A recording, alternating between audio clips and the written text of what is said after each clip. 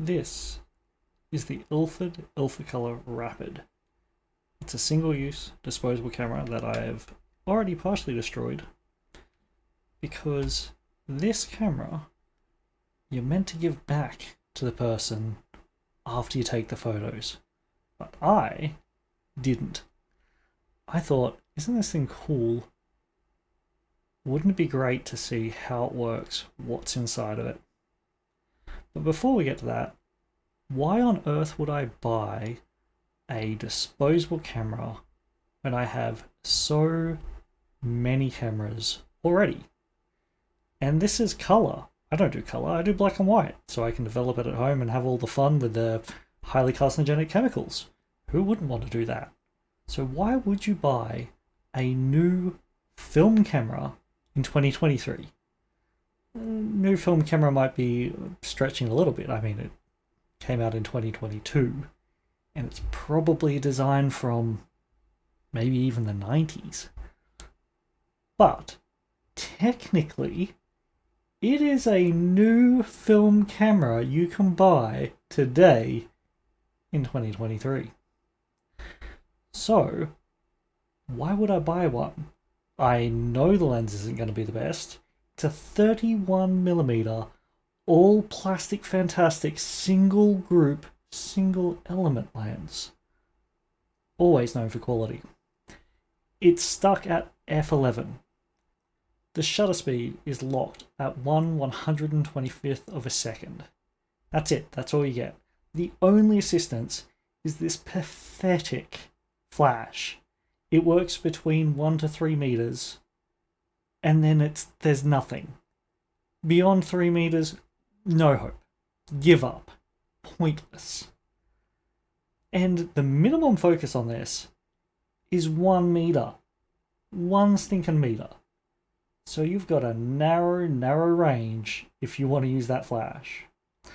It comes preloaded with the Ilfocolor Vintage 400 ISO film, and I have got no idea who makes it. It could be Kodak, it could be Fuji, it could be one of the more exotic manufacturers that most regular people don't know of, like one of the ones from Germany or Russia. You can Google it all day. I bet you won't figure out who made the Ilford film in this thing.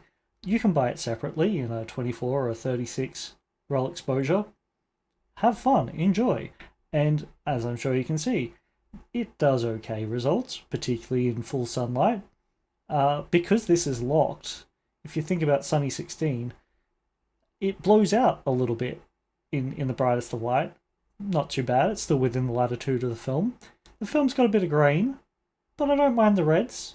Gives a nice vintage look. Coupled with the lens, a little bit of, soft focus. But it's fun. This is the thing you're actually getting with one of these cameras.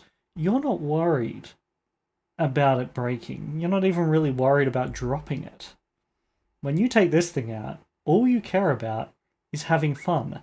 Because you kind of know your photos are going to be a bit crap.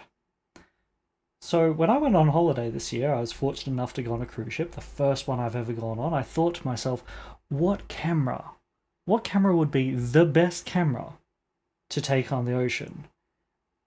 And the more I looked into it, the more I found out that unless I was already planning on having one of my cameras serviced, I probably didn't want to take them. So the next best thing was the Ilfocolor Rapid.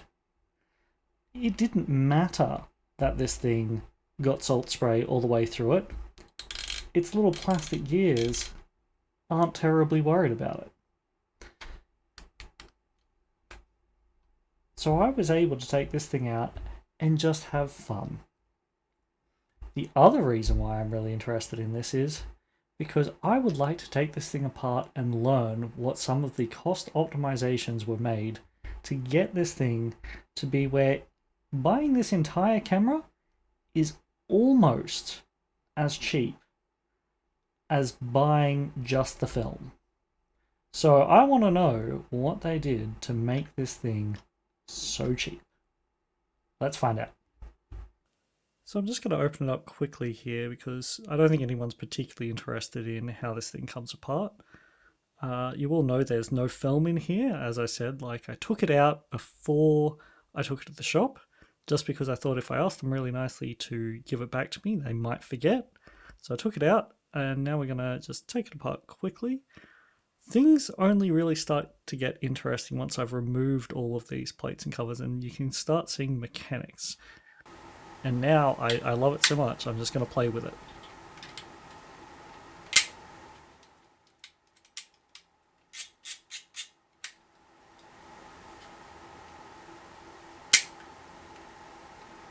Such a satisfying little click every time you use the camera. Here's another close-up of the lens. Be really careful when you're playing around with this stuff. High voltage capacitors are no joke. I think I zapped myself about 3 times when I was playing with this. And here we go. This is the shutter mechanism. It's just a very thin piece of plastic and a spring. And I wish so much that I had a shutter speed tester so I could test how accurate this thing is. Probably not, but you might be surprised mechanical shutters are sometimes weirdly accurate. And there you go. There's all the parts. That's all it takes to make one of these cameras, apparently.